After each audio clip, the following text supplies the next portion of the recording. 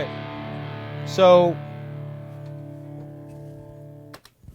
TJ and I are now laying a guitar track down on top of one of the drum takes I did earlier.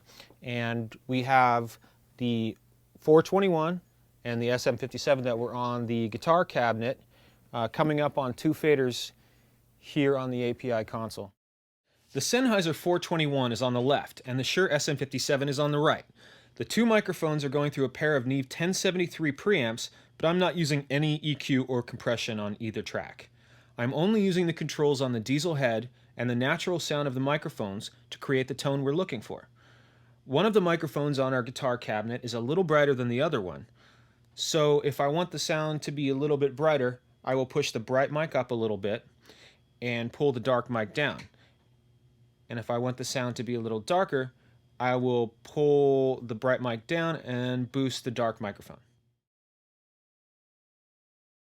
Off camera, we have already recorded one guitar pass with the SM57 and the 421 summed together into Pro Tools. Now we're ready to double the guitar by recording a second pass on another Pro Tools track.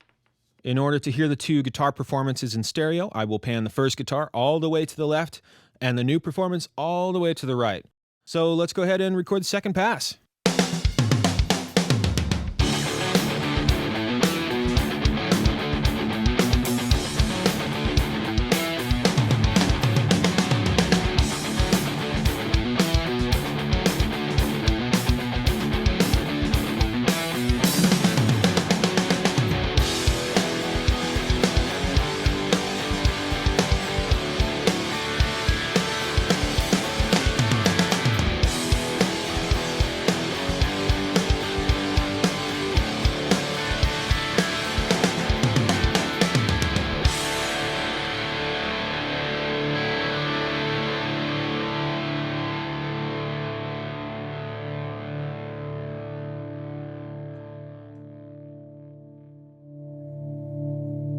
Great.